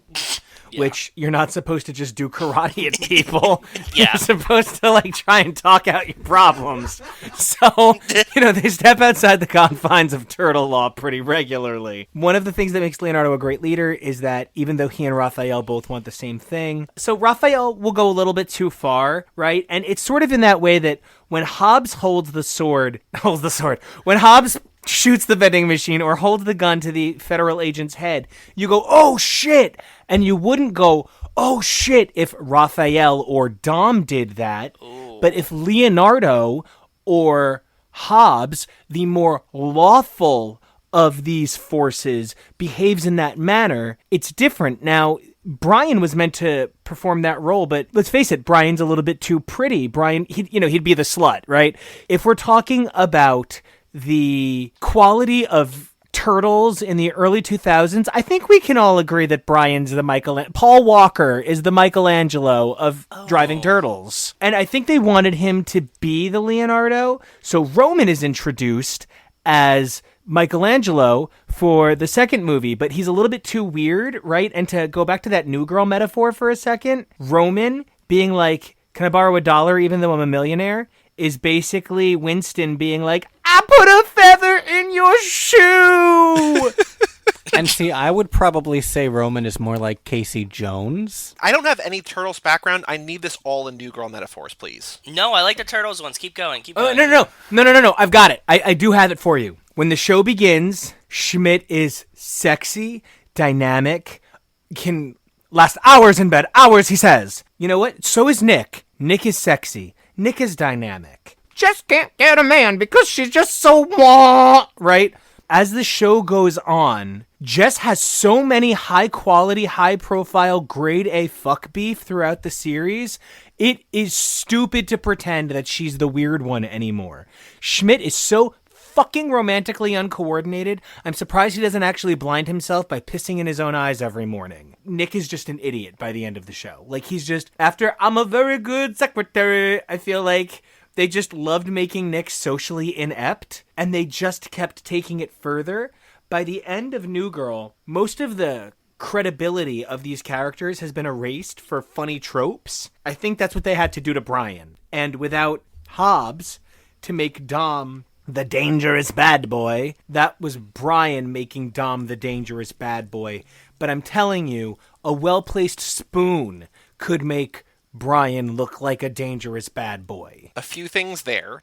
Number one about New Girl, I think that's probably just a nature of any sitcom that lasts like 120 episodes, that everybody just becomes caricatures of caricatures. To the same point here, where everybody has to be like, they can't really be well-rounded, nuanced characters. They have to be like, Roman's the funny one, Brian's the pretty one. I agree with you that that is a thing that happens, but they specifically, one of the things that never changes about Ron Swanson, despite the fact that they dynamically change him, is he is unwilling to assist in the efficacy of the government. He's an obstructionist. No matter what version of Ron Swanson you're looking at, his core identity is he is a governmental obstructionist. One of the things with New Girl, for instance, the show starts how Schmidt is a sexy, groomed, toned, clever guy, and by the end, he's a neurotic mess, and he's always been a neurotic mess. I was literally about to say verbatim neurotic mess, so yes, thank you, please. Okay. Did you ever watch Mindy Project? No. Yeah, the hot, sexy doctor from the beginning who's the fuck factory, and then by the end, he's literally the cucked whipping boy that the women make fun of for it. Yes. There's this thing where sometimes characters progress into a funnier version of themselves, like Golden Girls, or other times it's Lemonism. Early 30 Rock has Liz very, very good at her job, facing awful odds, unable to make her show work. But by the end of the show, Liz is incompetent despite every opportunity being handed to her. It's a transformation of the characters. I don't think Brian is now a funnier extension of Brian and Roman is a funnier extension of Roman. These are new personalities that were applied to these characters that suit these actors a little bit better. Well, I think it's a little bit of that, but I also think that we have reached a point where there's the joke in this movie where Roman's like, they're a clone of us. Like, look, the handsome black guy, the pretty one, black guy in a beanie. Like, Brian, when did you do this photo shoot? yes, which is great. I mean, I laughed this time. I was saying, and I didn't say on this episode yet, I like this movie more today than I ever have before, and I don't understand why that is. It's a fact. It's just, that's... And I love this movie going into it. Yeah. I think it is maybe reapplying or refocusing or shifting to fit the actor as opposed to, like, we have the character of Brian O'Connor, Paul Walker's the best fit, but then they adapt. I think that's true, but I also think, especially with all of them, because there are so many and there's so much going on, that they each pick a thing, which I think they began to do last movie in Fast Five, where they're like, we need a guy with circuits, we need a chameleon, we need 2 precision drivers. It's like all of that, it's like, who are they in an elevator pitch? And I think we're getting towards that. And I think the whole joke of this, maybe it's a meta joke about like action franchises, is that everyone can be defined by their one trait. Ludacris is that he wears beanies, I guess, right? Like, yeah. I don't know. Ludacris is his shockingly good shred at the beginning of the movie. Yeah, good for him. Yo, Luda absolutely... Did he wear any beanies in this movie? No. I don't know. I don't think he's wore a beanie in any of the movies, to be honest. I do have a ludicrous question for you, though, Nico. As a Latin man, what did you think of his Spanish in this movie? Oh, well, that's really funny, because I literally out loud said, okay, hombre. It is the worst Spanish I've ever heard in anything ever. It's bad. It's very bad. You said, I believe you kicked off this whole thing by saying The Rock was what they never knew they needed. But I think all along, they knew they needed it. I think that's why they brought him in, because I feel like you need, and we've talked about this before, I think this lap, about the D&D style of like good, neutral, and evil, and lawful good, or lawful, neutral, and whatever. We've never had the lawful good. That the best paragon of justice, whatever, was Brian, but Brian was never actually good. Brian's a better cop in this movie in few different ways than he has ever been before, and I think he's only able to do that because he doesn't need to be a cop anymore, because there actually is a cop around. And I love how much he brings up being a cop, and how that colors his perspective. Yeah, I mean... he's supposed to never bring it up ever. Speaking of cops, what did you think? Were you surprised at all by Riley's reveal that Gina Carano was actually a mole on the inside, that she was working for Shaw all along? Well, I went, oh, she's evil? Maybe she's a Triple H. Oh, nope, well, she's dead. All right, bye. Wrong team, bitch. The camera shot, though, of where, like, they cut to Letty, and he's like, are you coming back? And then it, like, zooms. Coming, like, babe? And yeah. Refocuses, and you get Gina Carano in there, and I'm like, oh, I like that a lot. It gets me every time. And there's actually like 4 watches through this series that I forgot that Gina Carano was the double agent through this movie. Really? Because, oh yeah, there's like, it took me at least 3 to remember that she double crosses them. It unfortunately didn't super surprise me, though. It's a trope I don't love. It was interesting to create her as a foil for Letty and then an obstacle for Letty to conquer in this movie as she reclaims her identity. Yeah, and she Righty and lefty. Leveled up progression in a way of Elena, that she's given lines, she's given things to do. She's not just the eye candy side piece, love interest for Dom, shared same trauma, whatever. I'm a lamp, this is my post-it. Yes. I also found out today, speaking of Shaw's crew, Joe Talsim, who plays Ja, who is the Indonesian martial artist in this movie, who is fucking incredible. I did not know that there is a Mortal Kombat movie next year, or that he's playing Sub-Zero in it, and I cannot wait for that now, because he rules, and that underground fight where it's him against Han and Roman, I always love that, but now to know that he's going to be Sub-Zero in Mortal Kombat, I was like, hell yeah, that's awesome. Who? He's the guy who fights Roman and Han in the subway. He's like he's the Indonesian dude on Shaw's team, yeah. But the ending of that whole sequence was really weird. They all just sort of are finished fighting and all just walk away. And people just sort of stare at them all and then just go back about their business. It's very, get over here! Now don't do anything! Yeah. And if you're going to back A, you might as well uppercut or something. I guess that's just London, baby. Nothing's worse than when you stun a character and forget to do anything with the stun motion, and you're like, I only had 3 seconds. Fuck me! I reached for my pretzels, and now I've wasted everything. I have one it's a very minor detail that I've never thought of before. So in the beginning of this movie, Hobbs visits Dom and is like, Letty's back, I need your help. And then Dom assembles the crew. Roman getting the call on the phone, like on the plane with his honeys. Tej getting the call while he's like, making it ATM. rain, whatever. Yep. Yeah. Han and Giselle basically get fake arrested to get the call. Like, are they not carrying a cell phone? Are they really that off the grid? If so, I love it. I guess we'll never know. Or maybe we will. I hope so. It's hard for me because I just kept being like, wait a minute, is this where they stole the Ronin scene from in Endgame? In Endgame or Infinity War? Endgame. I mean the one where he's like, my whole family got blooped and now I'm going to cut people up. Sorry to the 3 people that still haven't seen Endgame. Oh, no, it's fine.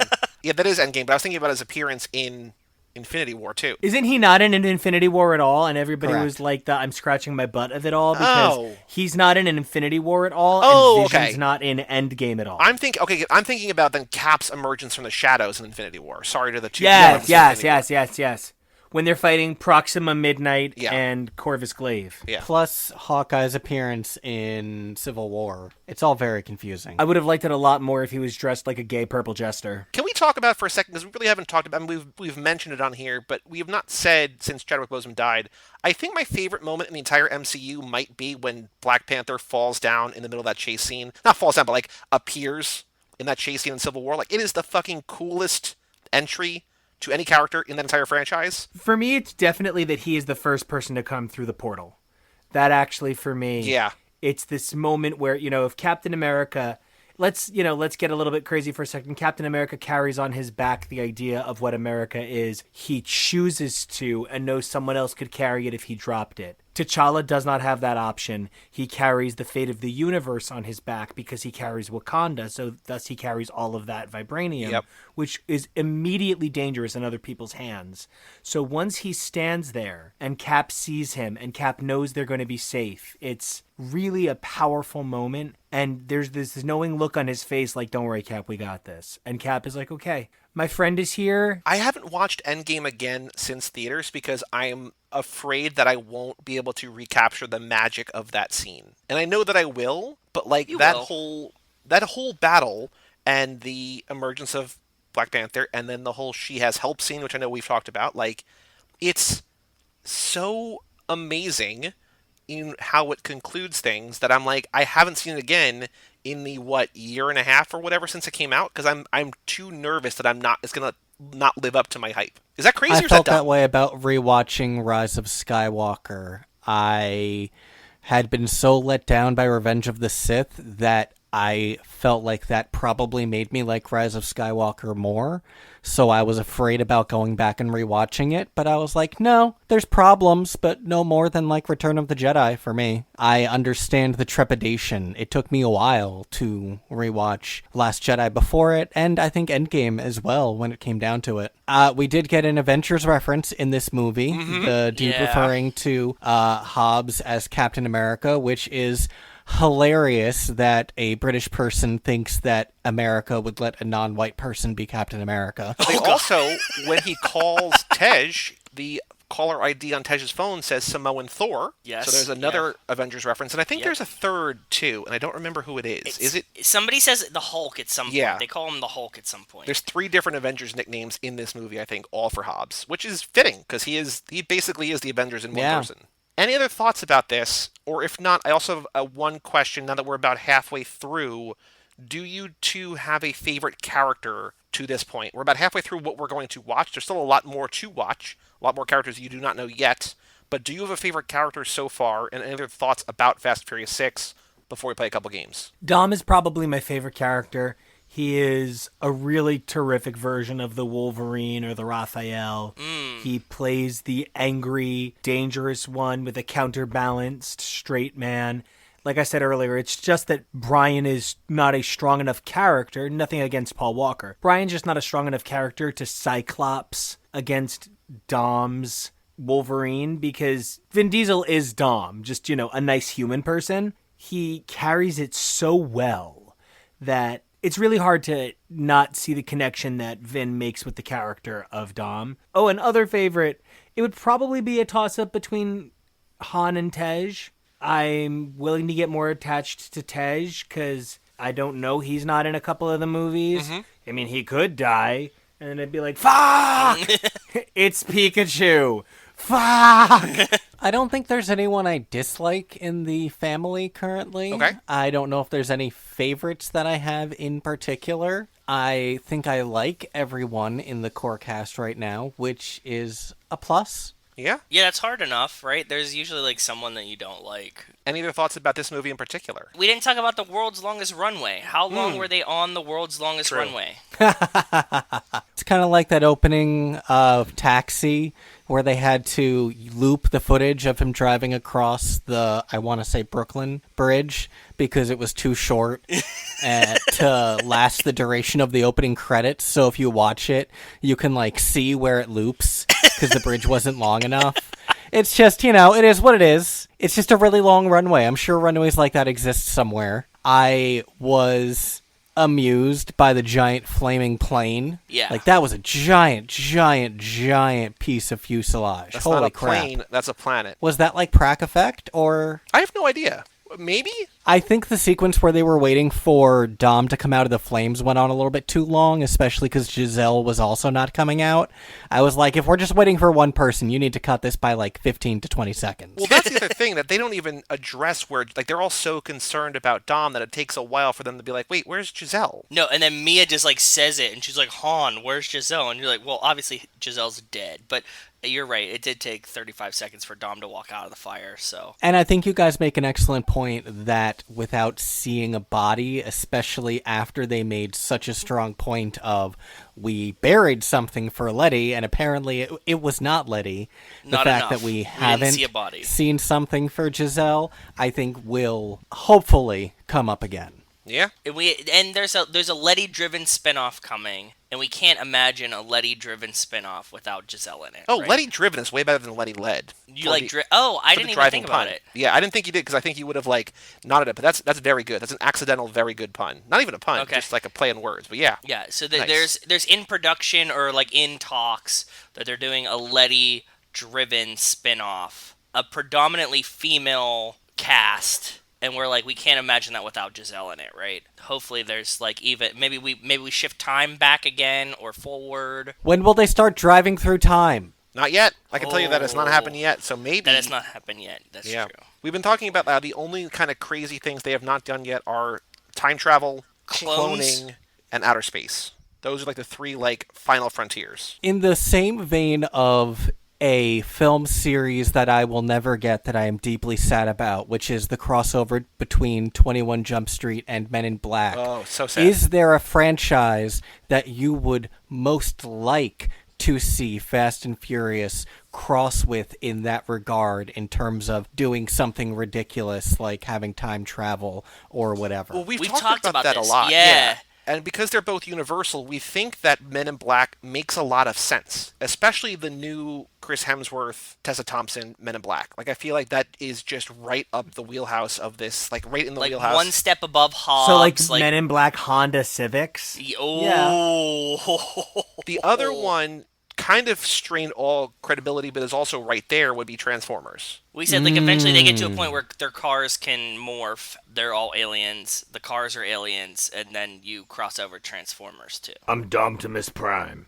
Exactly. Ha! Because we're just Exactly. thinking, like, same studio, same, all you. I'm Brian and I'm Bumblebee. Brian just plays the radio. Yeah.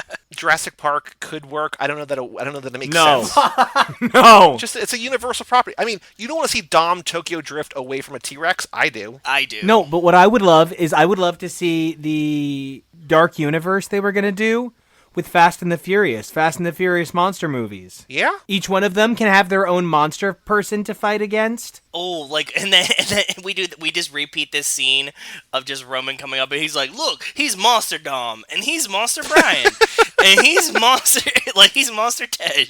It's Vampire Mia, and it's Werewolf Brian. Exactly. Frank and Dom.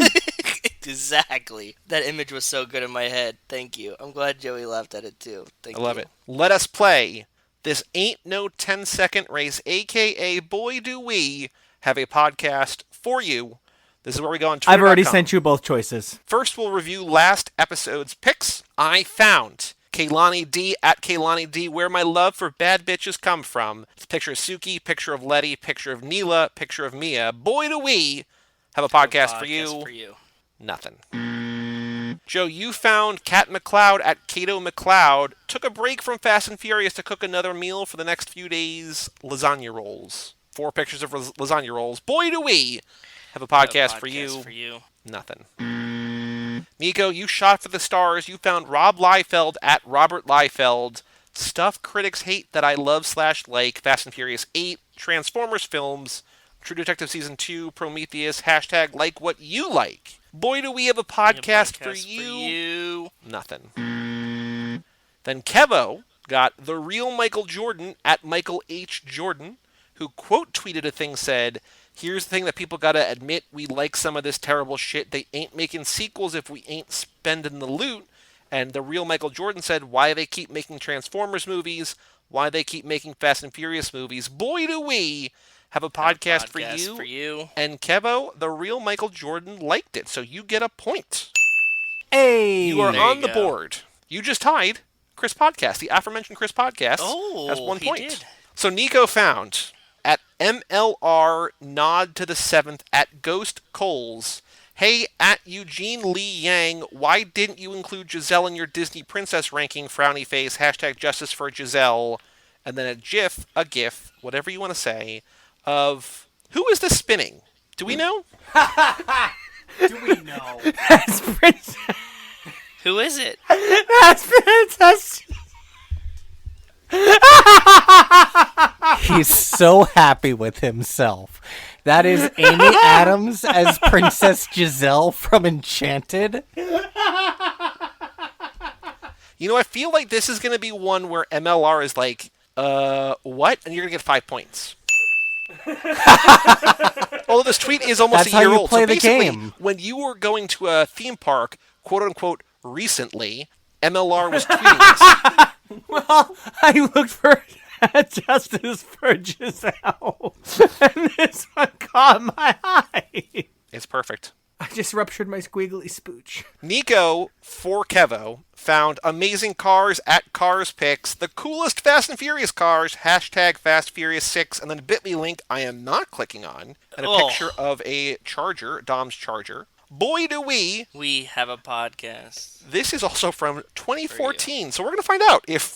Did you purposely fuck Kevo with that tweet? Jesus, that wasn't even fair. No, I love it. That's great. Did Twitter even exist back then? No, it couldn't have. We didn't have smartphones in 2014. That's not. Yeah, we that's did. That's not real.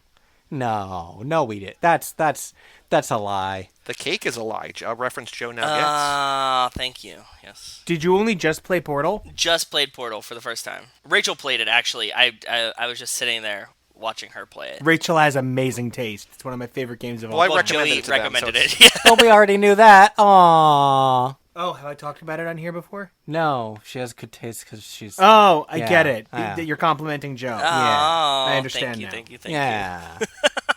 Joe, have you found a tweet? It's Matt Thomas at Matt Thomas. Key television series for understanding the Fast and the Furious franchise is The Golden Girls. Boy, do we have a podcast for you. From 2013. Yeah, we're going old. We're going back. Way back machine. I really hope they respond because I want to hear more about that theory. This is our target demographic right here. This is exactly what we brought up. You guys have talked about the Golden Girls at least once an episode this whole lap. Oh, this is interesting. I found Dan B. Maximov at the Red Prince 2 at Universal Orlando. He's tweeting at the theme park. They should replace Fast and Furious Supercharged with Resident Evil The Ride. They both have Michelle Rodriguez. Oh. Boy, do we have a podcast for you. We rode the ride together. No, we liked the ride. We didn't love the ride, but it was good. It was all right. Yeah, it's like a thing. It exists. Shout out once again to Adam for getting us free tickets. Thank you, Adam. All right, very cool. We got one more game to play. Dude, what's my car? Dude, what? My car. What? Your car, dude. I do want to double check. Do you guys, like... So how long have you guys been playing Dude, Where's My Car? The entire existence of the show. Yeah. So I have a lot of people I'm up... Like, what... How close am I to the... How... You're Where like am I on third. this scoreboard? Are you talking about the last game or this game? Because this game we don't keep scores for. What, dude? But what's I've my done car? so well! Why would you tell him that? Now he's not going to play anymore. It's more than points. It's like, okay, I will say, points aside. So much Besides, you're the best. You're time the best. wasted! He doesn't need to play for pride. He has an overabundance as it is. I am, like, so egotistic! But I will say, you are, aside from Joe, who actually knows cars, you are far and away the best player we've ever had at this Yes, game. ever had. Ever had. Hands down. You do not know anything about cars. I will take so- superlatives I don't deserve. Okay. I mean, the fact that you have, like, basically, if we tally these, like, on a long enough timeline, Joe just gets them all. Like, eventually I'm just Yes, like, yeah. say this word, and he's like, okay. So, like, eventually, like, Joe has, like, probably, like, 30, right? But, like, I don't know that anybody else has one other than you. There's like maybe somebody has one or two. Maybe like Jeff Legaspi from Annapurna when he was on. Maybe he got one. Like, there's a couple car dudes who, like, I think pretty Kyle quickly had got one because he like Kobe'd one real early. I just want to be clear. I don't need to beat other people, but if I'm giving up points, that's just stupid, and someone's got to be keeping track of the points, so I know I'm not You'll giving get them points up on the back end. There's like dividends and stuff. Like it's very complicated. You'll get them. Don't worry It's about okay. You can see why I married my perfect BTS man. Yeah. Definitely. He I keeps get it. track of everything. I realized in this game, Joe, that we've said that Hector sent in so many pictures, but we have actually, of the 12 we have left, 6 are from Jerry and only 4 are from Hector. Plus Hector's a couple that are I think they're the bigger, maybe the three-part whatever. We gotta say that till the end. Can we do the 3-part? Oh, wait, actually, hold on. The Maybe tripod, the triangle with them. Pick a number between 1 and 13. 7. Okay. 1, 2, 3, 4, 5, 6, 7. Okay, this is from our listener Jerry, but it's actually from his girlfriend Ileana. This is car pick from Ileana. Okay. Hey guys, Ileana wanted me to send this pic to you to guess. This is from July 3rd, so a while ago, but whatever. We got a bunch of them. It's on a show. Oh, here's a hint that might actually help Nico and Kevo. It's on a show she likes called Lucifer. Ooh. Do you guys watch Lucifer? I know it's a DC property. I don't watch Lucifer, so I'm not big into procedural crime. What I love about Lucifer, like the comic, it is one of my all-time favorite comics ever. Kevo got it for me for my birthday one year, a complete run of it. Lucifer by Mike Carey is a real perfect piece of art. And what I love about it was not brought over. I'm sure I'll watch it someday, but where I'm at right now, I just can't do it. Okay. That's fair. My Yeah, I parents watch understand. it, so I feel like my parents and you probably don't overlap in a lot of shows. My mom called it Lucy, which I thought was very fun. Okay. So from Ileana, this car is from Lucifer, so that does not help you the hint. It is from 1962, I will say, and it is American, and the car is black. Okay. It is a convertible. It's a Camaro. No. If you read the comic, you might know what the 1956 car Jaguar is. Come on. Roadster.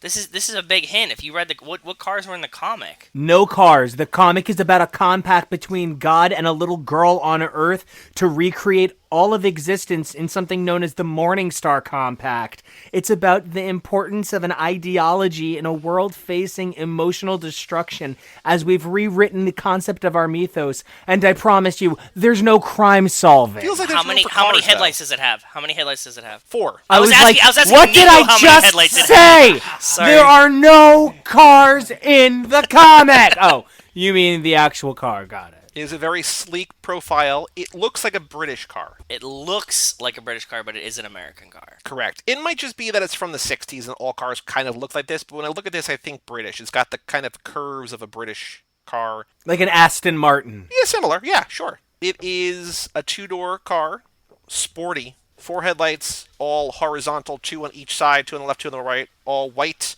The windshield is just a silver bar, sort of like a semicircle, like a D shape. What? Wait, what? The windshield is a D shape? Yeah, no, like on a side. Like it's either on the bar or it's on the round. It's not like a random D standing up in front of the car. Yeah, like the curve of the D is the top. Nico got it. Okay. Yeah, okay, on absolutely. its side. Like the flat is in the Yeah, front. it's like a lowercase D The flat is upright. the bottom.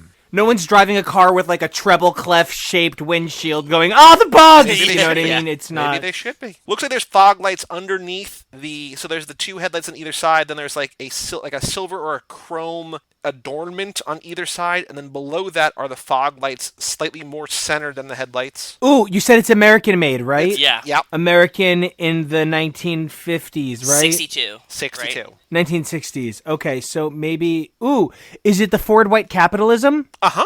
It is indeed. What? God bless America. No, it's just... What? He's just referencing the state of America in 1962. Oh, I thought it was. I thought it was like hinting at a pun of a car name that you got. Here I thought you were like keeping up on. You were on Nico's level with the jokes. I was guess not on the jokes. I'm sorry, I missed it. I was like, oh, is this like the Ford Capital? And you were like the white capitalism or something. And I haven't seen this much dick since I went to go visit LBJ in office. I will say that Nico's first guess was radically close. Camaro was radically close. I was gonna say a Chrysler, but is it a Chevy? It's a Chevy. A Firebird? I think it's a Pontiac, isn't it? Yeah, Pontiac is Firebird. All I remember is that I was more of a Yomega guy. As opposed to like what was the other big yo-yo company? It was like Yomega and then one other like the lower tier one. Yeah, I don't remember, but I thought it was something fire spin. The Fireball The Fire TV. Fireball. was the Yomega yo-yo. It's the Roku. It's the Roku TiVo. Exactly. I'm running out of ways to describe this, but you have it's a Chevrolet. It's from the 60s. It's sporty. It's black. It's kind a of a convertible. Camaro, almost close to a Camaro. Sporty Corvette? black from the 60s. It is a Jackie Corvette, but Robinson? it's a specific type of Corvette. Stingray. Nope. Let me see if I can. Oh God, they had all these dumb names. It's the okay. Zach So and I guess okay. It's Wait. I'll basically read what it is, and you can see if you can get the name. If you know the name, it's the first generation of the Corvette sports car produced by Chevrolet, introduced in the late 1953 model year and produced through 62. Commonly referred to It's as the one with the split window in the back. I mean, there's no rear window. Oh, it's a convertible. Okay, so like up until 62, they had like very close to 62, they had a split window in the back, and it was 2 panels with like a line through the middle.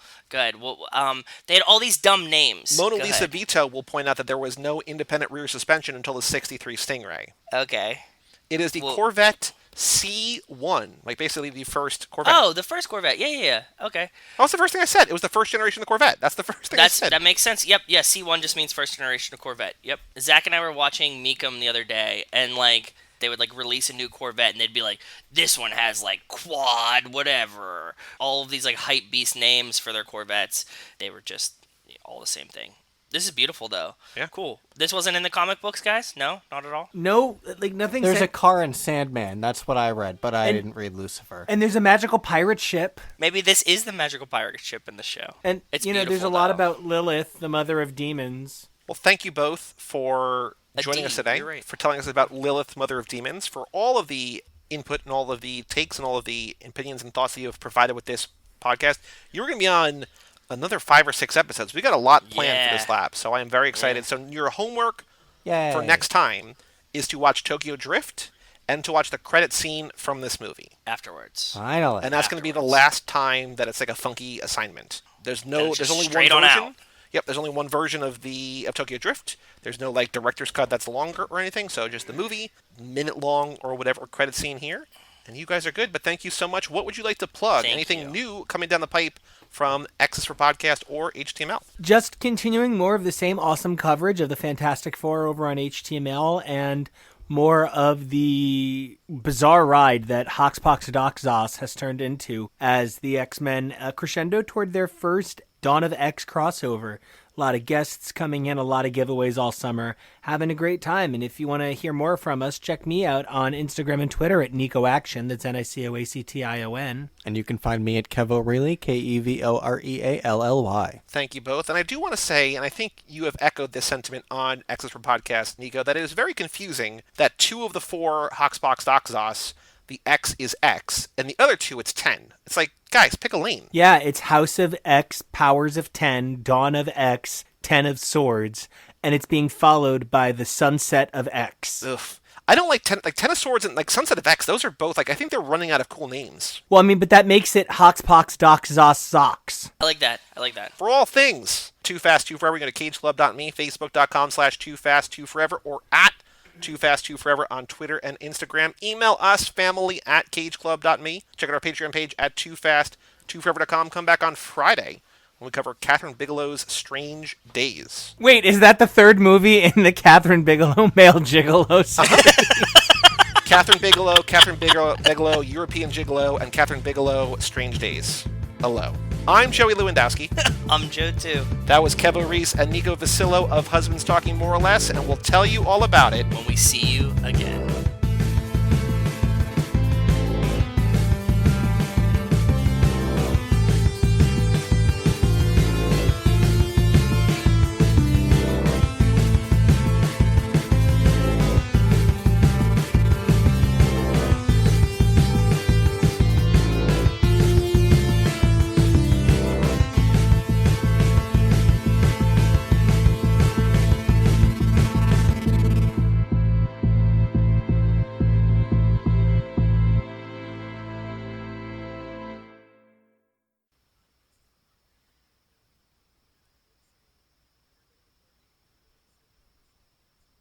On X's for podcast, at the end of doing that, I always say, everybody recording, and everybody says whatever they're saying, and then I say, record-ding dong. Record ding dong. And finally, one of my guests said, so what are you saying there? And I'm like, oh, do you think I'm saying wreck your ding dong? And he was like, yes. Smash and I'm like, it. I'm like, no, like record ding dong, not wreck your ding dong. But I do see how I might say that. And we do back-to-back episodes when we record on Sundays. I followed that up the next time with wreck your butthole, and no one laughed. And I was like, and no one laughs at that. And they were like, well, because that's just a you thing. It's not funny when it's like An actual hobby. Do I leave it in? Do I take it out? Do I leave it in? Do I take it out? Well, it depends on how bad you want to wreck the ding dong.